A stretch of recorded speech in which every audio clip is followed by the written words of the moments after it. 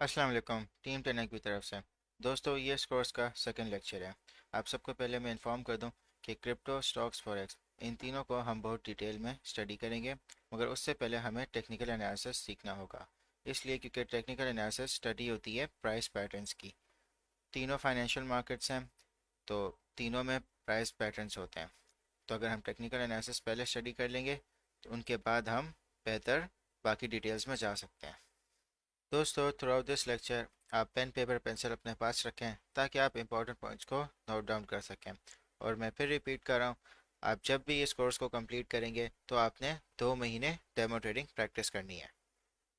दोस्तों, इस लेक्चर में हम 4 टॉपिक्स को कवर करेंगे। पहला टॉपिक ये है टाइप्स ऑफ ट्रेड, कि ट्रेड्स कितने टाइप्स की होती हैं और उनके क्या टाइम फ्रेम होते हैं। आपको कौन सी ट्रेड करनी चाहिए और किस टाइम फ्रेम में करनी चाहिए। इससे आपको आइडिया होगा कि आपको कौन सी ट्रेड करनी चाहिए अगर आप एक स्टूडेंट हैं या आप जॉब पर्सन हैं। मैं सबके लिए बताऊंगा कि आपको किस टाइप की ट्रेड करनी चाहिए। दूसरे टॉपिक में हम टाइप्स ऑफ मार्केट और मार्केट साइकिल पे बात करेंगे कि मार्केट साइकिल्स कैसी होती हैं, जो कि हम चार्ट्स पे देखेंगे। मार्केट के जो ट्रेंड्स होते हैं वो किस टाइप के होते हैं, मार्केट में क्या क्या ट्रेंड आते हैं, किस तरीके से उन्हें पता करना है, ये सारी चीज़ें हम चार्ट्स पे देखेंगे।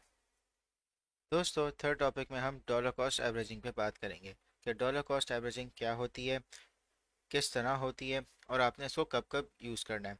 आखिरी टॉपिक जो होगा सबसे इम्पोर्टेंट, पोर्टफोलियो मैनेजमेंट। इसका मतलब ये है कि जो आपके पास आपके फंड्स हैं उसको कैसे मैनेज करना है। और आपने जब ट्रेड्स लेनी है तो क्या रिस्क टू रिवॉर्ड रेशियो होगा, और आपके जो फंड्स हैं उसको आपने किस तरह उनके उनको अकाउंट्स में डिवाइड करना है। दोस्तों, हमारा सबसे पहला टॉपिक टाइप्स ऑफ ट्रेड। जैसा कि आप देख सकते हैं, मैंने ये 4 फोटोज़ बनाई हुई हैं इस ताकि आपके लिए आसानी हो समझने में। आप इन फ़ोटोज़ को as it is note down कर सकते हैं। तो दोस्तों, सबसे पहले है इंट्राडे, फिर उसके बाद है स्विंग, तीसरी है स्कैल्पिंग और लास्ट है लॉन्ग टर्म। ये चारों टाइप्स ऑफ ट्रेड हैं। दोस्तों, कि जैसे आपने नोट किया होगा कि मैंने इन सारे बॉक्सेस में टाइम भी लिखा हुआ है। कि जैसे इंट्राडे ट्रेडिंग है तो उसका टाइम फ्रेम है 15 मिनट, 30 मिनट, 45 मिनट्स। आपने इस टाइम फ्रेम पे चार्ट को देखना है। और जैसे कि स्विंग ट्रेडिंग है उसमें जो टाइम फ्रेम है वो 1 घंटे का, 2 घंटे का, 4 घंटे का, 6 घंटे का और 12 घंटे का। तीसरा जो टाइप ऑफ ट्रेड है स्कैल्पिंग, उसमें आप 1 मिनट, 3 मिनट और 5 मिनट का चार्ट आप देखोगे। और आखिरी का जो ट्रेड है लॉन्ग टर्म, उसमें आप डे चार्ट देखोगे, 3 डे चार्ट भी देखोगे और मंथली चार्ट देखोगे, और आप वीकली चार्ट भी देख सकते हो। दोस्तों, अब हमने डिसाइड करना है कि हमने कौन सी किस टाइप की ट्रेडिंग करनी है। तो पहले हम ये पता करेंगे कि इनका मतलब क्या है एक एक ट्रेड का। इंट्राडे ट्रेडिंग का मतलब ये है कि आपने जितनी भी ट्रेड्स ली पूरे एक दिन में और उसे उसी दिन ही आपने उनको क्लोज कर दिया, तो इसको कहते हैं इंट्राडे ट्रेडिंग। स्विंग ट्रेडिंग को कहते हैं कि आपने कोई भी ट्रेड जो आपकी एक दिन से ज़्यादा है उसको कहते हैं स्विंग ट्रेडिंग। जैसे आज मैंने बिटकॉइन खरीदा और उसे परसों सेल कर दिया, तो इसको कहते हैं स्विंग ट्रेडिंग। स्विंग ट्रेडिंग आप 1 हफ्ते तक भी कर सकते हो, 1 महीने भी कर सकते हो और 3 महीने भी कर सकते हो। ये आपके ऊपर है, मगर आप इसको 3 महीने से कम ही रखें। अब स्कैल्पिंग, स्कैल्पिंग जैसे मैंने कोई भी चीज़ खरीदी $1 की, उसको मैंने 1.01 पे सेल कर दिया, छोटा सा मैंने प्रॉफिट बना दिया। स्कैल्पिंग आप 5 मिनट में भी कर सकते हो, 10 मिनट भी कर सकते हो, प्रोवाइडेड कि आपने उसको जल्दी क्लोज करना है। अच्छा, लॉन्ग टर्म में ये है कि आपने कोई भी चीज़ खरीदी जो 3 महीने से ज़्यादा है, 3 महीने, 6 महीने, 1 साल, 2 साल, 3 साल, उसमें आप बहुत ज़्यादा प्रॉफिट बना सकते हो, तो इसको कहते हैं लॉन्ग टर्म ट्रेडिंग। तो दोस्तों, अब डिसाइड करते हैं कि आपको कौन सी ट्रेड करनी है। अगर आप फुल टाइम ट्रेडिंग को दे सकते हो तो आप इंट्राडे और स्विंग करो, लेकिन अगर आप बिगिनर हो तो आप स्विंग से स्टार्ट करो, क्योंकि जब आप प्रॉफिटेबल हो जाओगे तो आपके लिए इंट्राडे बहुत ही आसान होगा। अगर आप एक स्टूडेंट हो, आपको स्कूल या कॉलेज जाना है और उसके बाद आप ट्रेडिंग को टाइम दे सकते हो, तो आप स्विंग पे ज़्यादा फोकस करो और लॉन्ग टर्म पे। लॉन्ग टर्म एक तरीके से आपकी इन्वेस्टमेंट है जो आपके फंड को काफ़ी बढ़ाएगा। अगर आप जॉब करते हो तो आप स्विंग को प्रेफर करो। इंट्राडे और स्कैल्पिंग इसलिए नहीं क्योंकि उसमें आपको बहुत ज़्यादा अवेलेबल होना चाहिए। दोस्तों, हम ट्रेंड्स पे बात करते हैं। ट्रेंड का मतलब यह है डायरेक्शन। मार्केट में 3 टाइप के ट्रेंड होते हैं। एक होता है अप ट्रेंड, यानी कि जो प्राइजेज हैं वो मुसलसल प्राइस कर रहे हैं। आपको चार्ट में इसका प्रैक्टिकल एप्लीकेशन इस तरह नजर आएगा, क्योंकि हम हमेशा मार्केट में बाइंग और सेलिंग हो रही होती है। मगर जो एक आपको एक जनरल सा एक व्यू मिलेगा कि जो प्राइस है वो मुसलसल ओवर टाइम बढ़ रही है। जैसे जो प्राइस थी वो $5 पे थी, और इस अप ट्रेंड में प्राइस पहुंच गई आपकी $50। तो ये एकदम से शूट अप नहीं होगी, ये एक ओवर टाइम ये प्राइस बढ़ेगी $50 पे। और वो आपको फेजेस में नज़र आएगा कि एक बहुत ज़्यादा बाइंग होगी यहाँ पे जिससे प्राइस शूट अप करेगी, फिर कुछ प्रॉफिट टेकिंग होगी, फिर ज़्यादा बाइंग होगी, फिर प्रॉफिट टेकिंग होगी। तो इस तरह एक अप ट्रेंड बनता है। दोस्तों, जो दूसरा ट्रेंड है उसको कहते हैं डाउन ट्रेंड, यानी जो प्राइस है वो मुसलसल आपकी घिरेगी, और वो आपको इस तरह नज़र आएगा कि जो प्राइस आपकी $50 पे थी वो 40 पे आ गई, फिर वापस 43 पे आई, फिर 40 से सीधा 35 पे गिर गई, फिर 38 आ गई, और फिर सीधा आपकी $30 पे गिर गई। इसको कहते हैं कि प्राइस एक डाउन ट्रेंड में आ रहा है। मुसलसल एक फेज है जिसमें प्राइस गिर रहा है, क्योंकि बहुत ज़्यादा प्रॉफिट टेकिंग हो रही है, और या फिर लोग जो हैं वो अपनी पैनिक सेलिंग की वजह से लॉसेस रियलाइज कर रहे हैं। और दोस्तों, जो तीसरा ट्रेंड होता है उसको कहते हैं हम साइडवेज, यानी जो प्राइस है वो एक ही पैटर्न्स बना रही है। आपको उसका प्रैक्टिकल एप्लीकेशन इस तरह नजर आएगा कि प्राइस बढ़ी और फिर गिरी और फिर वापस बढ़ी, सेम प्राइस पे आ गई और फिर उसी प्राइस पे वापस गिर गई, फिर से ये तीसरी बार भी रिपीट हुआ और वापस उसी प्राइस पे गिर गई। तो ये एक साइकिल चलती है जिसमें ये जो प्राइस है वो उसी प्राइस पे ऊपर आएगी, फिर गिरेगी, फिर वापस उस प्राइस पे आएगी, क्योंकि यहाँ पे बाइंग और सेलिंग दोनों एक ही स्पीड से हो रही है। तो तभी एक रिपीट सा एक पैटर्न बन रहा है, यानी यहाँ पे बायर्स हैं, फिर वो सेल करते हैं, फिर वो दोबारा यहाँ बाय करते हैं, फिर वो सेल करते हैं। तो इस तरह ये पैटर्न एक रिपीट होता है। तो दोस्तों, अगर मैं आपको तीनों ट्रेंड्स टेस्ला के चार्ट में एक्सप्लेन करूं, तो आप यहाँ देखें कि यहाँ पे एक अप ट्रेंड हुआ है कि प्राइस मुसलसल बढ़ी है। और अगर आपको डाउन ट्रेंड देखना है तो आप यहाँ देखें कि यहाँ से मुसलसल प्राइस काफ़ी टाइम के लिए गिरी है। और अगर आपको साइडवेज मूवमेंट देखनी है तो आप यहाँ पे आप पैटर्न देख सकते हैं कि यहाँ पे सेम बाइंग और सेम सेलिंग और फिर वापस बाइंग फिर और सेलिंग। तो यहाँ पे एक रिपीट सी साइकिल बन रही है, तो इसको कहते हैं साइडवेज।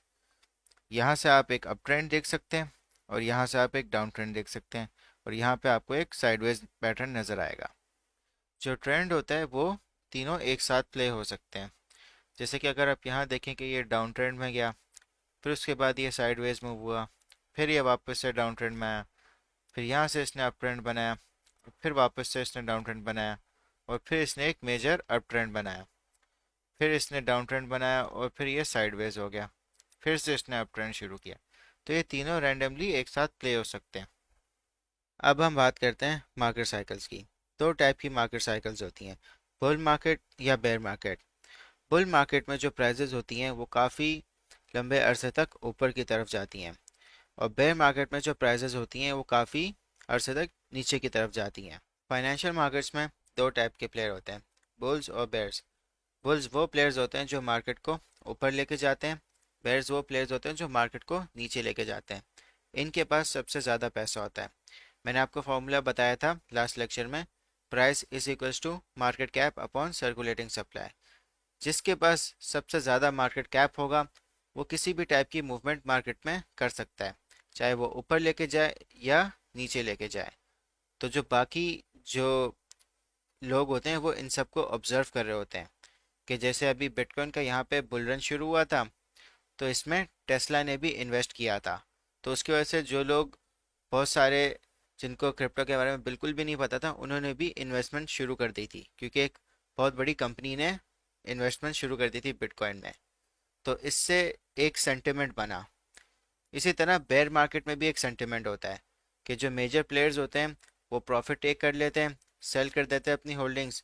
तो उससे क्या होता है कि मार्केट कैप का एक मेजर चंक कम हो जाता है, क्योंकि उससे बहुत सारे लोग पैनिक में आते हैं प्राइस को गिरते हुए, तो वो भी लॉस पे सेलिंग शुरू कर देते हैं। तो उसकी वजह से एक बेयर मार्केट शुरू हो जाती है। एक और इम्पॉर्टेंट बात यह है कि इन साइकिल्स में हमेशा आपको ट्रेंड्स नज़र आएंगे। अप ट्रेंड भी नज़र आएगा, डाउन ट्रेंड भी नज़र आएगा, साइडवेज भी नज़र आएगा। जैसे यहाँ पे बिटकॉइन अप ट्रेंड में गया, फिर थोड़ा सा डाउन ट्रेंड में आया, फिर दोबारा अप ट्रेंड में गया, फिर डाउन ट्रेंड में आया, फिर अप ट्रेंड और फिर साइडवेज मूव हुआ, फिर अप ट्रेंड गया और फिर डाउन ट्रेंड आ गया, फिर यहाँ पे साइडवेज मूव हुआ, फिर ये अप ट्रेंड में गया। तो इसी तरह ये रैंडमली इन ट्रेंड्स में आपको साइकिल नज़र आएगी। साइकिल में मगर आपको जो सेंटिमेंट बता रहा होगा वो आपको एक लॉन्ग टर्म पिक्चर बताएगा। अब आपने हमेशा फाइनेंशियल मार्केट्स में उस चीज़ पर नज़र रखनी है जहाँ पे लोगों ने सबसे ज़्यादा पैसा लगाया हुआ है। जैसे क्रिप्टो करेंसीज में सबसे ज़्यादा लोगों ने पैसा बिटकॉइन में लगाया हुआ है, तो बिटकॉइन एक मेजर प्लेयर है। अगर बिटकॉइन की कोई भी मूवमेंट होगी तो वही चीज़ आपको बाकी क्रिप्टो करेंसीज में नज़र आएगी।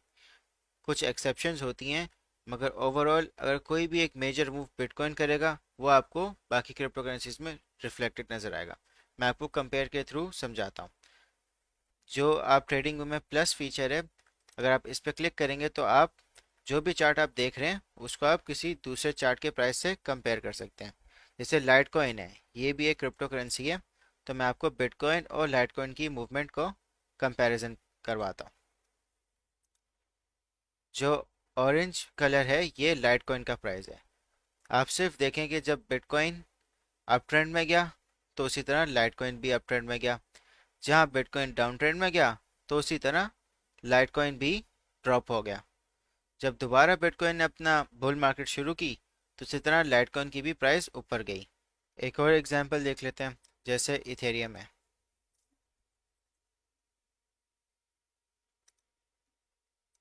जो ब्लू कलर है वो इथेरियम है। जैसे बिटकॉइन जब अप ट्रेंड में आया तो इथेरियम भी अप ट्रेंड चला गया, जहाँ बिटकॉइन डाउन ट्रेंड में आया इसी तरह इथेरियम भी डाउन ट्रेंड में आ गया। जब दोबारा बिटकॉइन अप ट्रेंड में गया तो इसी तरह इथेरियम भी अप ट्रेंड में आ गया। तो बिटकॉइन की जो मूवमेंट है वो बाकी आपको करेंसीज में नज़र आएगी, तो आपने केयरफुली हमेशा बिटकॉइन को ऑब्जर्व करना है। आई होप दोस्तों आप सबको ट्रेंड्स, टाइप ऑफ ट्रेंड्स और टाइप ऑफ मार्केट साइकिल्स दोनों क्लियर हो गई होगी। दोस्तों अब मैं आपको डॉलर कॉस्ट एवरेजिंग एक्सप्लेन करता हूँ। डॉलर कॉस्ट एवरेजिंग एक टेक्निक है जिससे आप अपनी इन्वेस्टमेंट को एवरेज आउट करते हो। एग्जाम्पल के तौर पे जैसे जो भी आप मंथली अर्न करते हो आप उसका 10% बिटकॉइन में इन्वेस्ट कर देते हो। ये टेक्निक इतनी इफ़ेक्टिव है, इसको मैं आपको एक स्टोरी की तरह समझाता हूँ। आप और आपके दोस्त दोनों आप लोग बिटकॉइन में इन्वेस्ट करना चाहते हो। आप दोनों के पास $12,000 का फ़ंड है। आपका दोस्त बोलता है कि मैं एक ही दफ़ा बिटकॉइन खरीद लूँगा, और आप कहते हो कि आप हर महीने $1,000 का बिटकॉइन खरीदोगे। दोनों का फंड साइज सेम है, सिर्फ स्ट्रैटेजी डिफरेंट है। आपका दोस्त एक ही दफ़ा खरीद लेगा और आप हर महीने $1,000 का खरीदोगे। तो जनवरी का टाइम है, बिटकॉइन का प्राइस 40,000 है, तो आपके दोस्त ने बिटकॉइन $40,000 का खरीद लिया और टोटल क्वांटिटी उसके पास 0.3 आ गई। आपने क्या किया, 40,000 का बिटकॉइन था, आपने $1,000 का बाय कर लिया। उसकी क्वांटिटी आपसे 10 टाइम्स ज़्यादा है और आपकी उसकी 10 टाइम्स कम है। फिर भी आपका नेक्स्ट मंथ आया, उस वक्त बिटकॉइन का प्राइस और ज़्यादा था, 45,000 पता, आपने फिर $1,000 का ख़रीद लिया। फिर उससे नेक्स्ट मंथ आपने $1,000 का ख़रीद लिया और कंटिन्यूसली आपने 12 महीने $1,000 का ख़रीदते रहे, मगर आपने प्राइस को नहीं देखा। फिर साल का एंड हुआ, उस वक्त बिटकॉइन $20,000 पे क्लोज हुआ। तो आप और आपके दोस्त दोनों बैठे, तो आपके दोस्त ने पूछा कि आपके इस वक्त वैल्यू क्या है। तो आपने उसको वैल्यू बताई कि जो आपकी एवरेज प्राइस थी बिटकॉइन की बाइंग की वो 28,500 थी, और जो आपके पास इस वक्त टोटल क्वांटिटी है वो 0.48 बिटकॉइंस की है, और जो उनकी वैल्यू है वो इस वक्त 13,583 है। आप ऑलरेडी प्रॉफिट में आ गए। और जो आपका दोस्त है उसने साल के शुरू में $40,000 पर ख़रीदा था, और साल के आखिर में जब बिटकॉइन की वैल्यू 20,000 पे पहुंच गई तो जो उसकी वैल्यू थी वो 50% से डिक्रीज़ हो गई। $6,000 का उस वक्त टोटल उसकी वैल्यू उसके पास पड़ी हुई है अभी बिटकॉइन की। दोस्तों अगर हम सिर्फ कंपेयर करें, दोनों का फंड साइज सेम था, सिर्फ बाइंग स्ट्रेटेजी डिफरेंट थी। आपने उन महीनों का फ़ायदा उठा लिया जहाँ पे बिटकॉइन बहुत ज़्यादा कम प्राइस पे था, तो इससे आप ज़्यादा क्वांटिटी बाय कर सके। तो इससे क्या हुआ, आपका जो एवरेज प्राइस था वो भी काफ़ी रिड्यूस हो गया, आपकी क्वांटिटी भी बढ़ गई, और आप इवन के बिटकॉइन जब 50% अपनी वैल्यू ड्रॉप कर गया तो तब भी आप प्रॉफिट में थे। मगर जो आपका दोस्त था उसने सिर्फ एक दफ़ा बाय किया था, सेम क्वांटिटी थी, तो जो 40,000 से जब 20,000 बिटकॉइन ड्रॉप हुआ तो 50% वो लॉस में आ गया।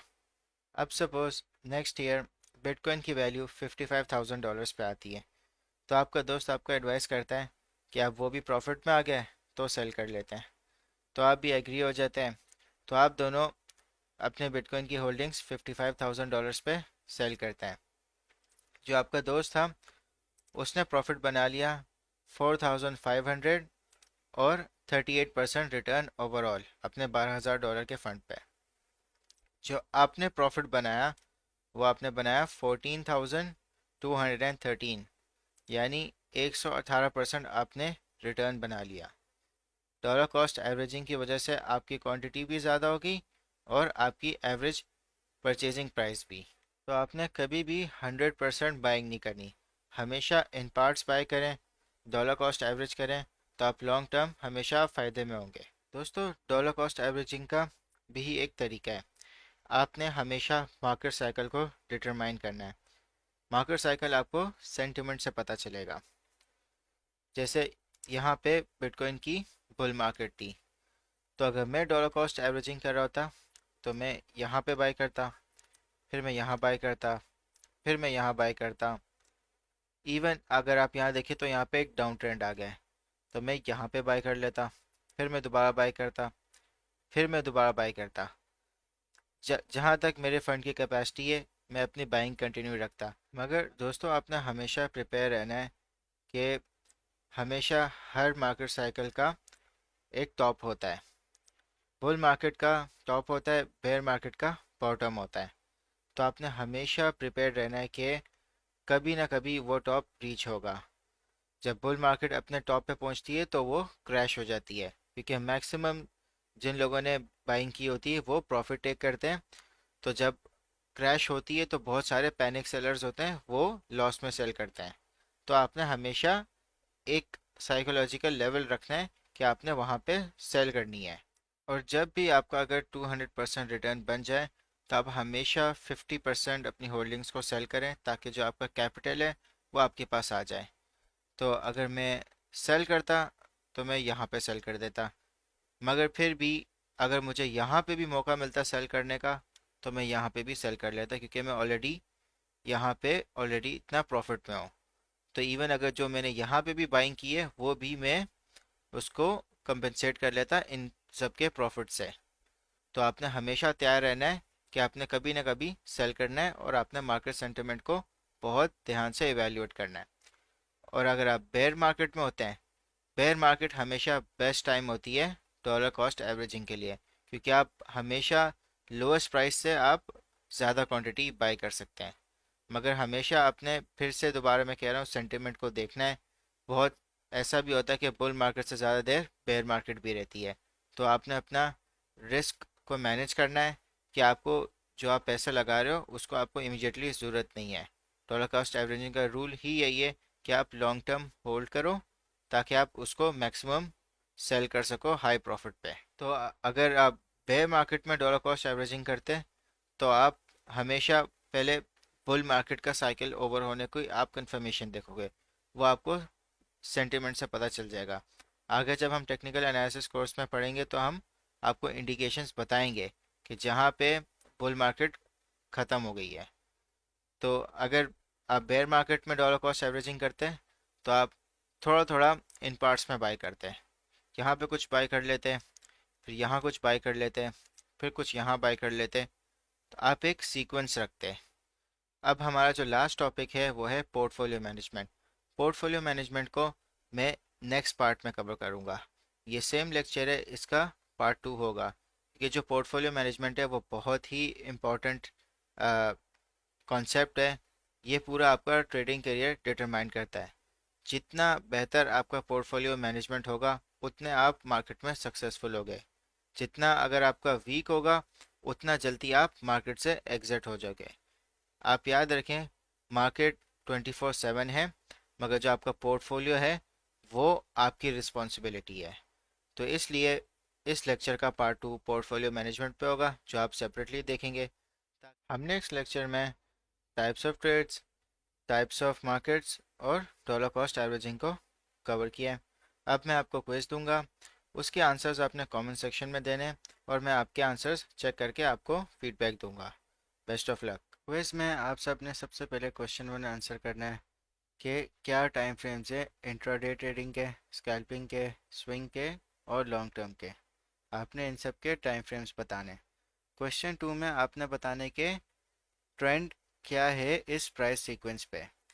इस प्राइस सीक्वेंस को आप क्लोजली मॉनिटर करें और बताएं कि क्या ट्रेंड चल रहा है इन प्राइसेस को देख के।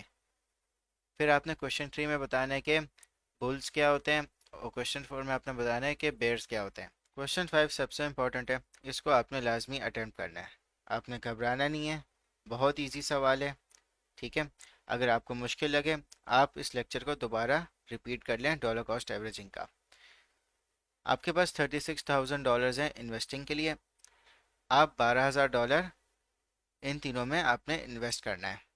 ठीक है, $12,000 आप टेस्ला में करोगे, $12,000 आप बिटकॉइन में करोगे और $12,000 आप यूएस डॉलर में करोगे। जब आपने $12,000 सारा आपने इन्वेस्ट कर लिया, फिर अगले साल आप टेस्ला को बेचोगे $2,000 पे, फिर आप बिटकॉइन को बेचोगे $75,000 पे और यूएस डॉलर को आप बेचोगे 220 पे।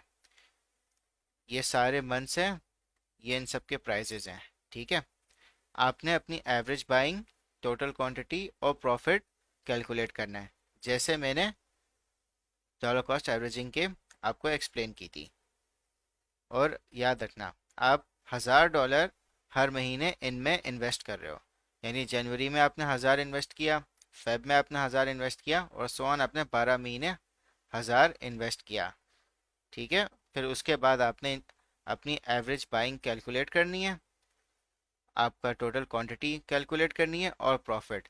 ये आपने तीनों की कैलकुलेट करनी है, टेस्ला की भी, बिटकॉइन की भी और यूएस डॉलर की। एवरेज बाइंग का आपको फॉर्मूला मैंने यहाँ पे लिख के दे दिया है।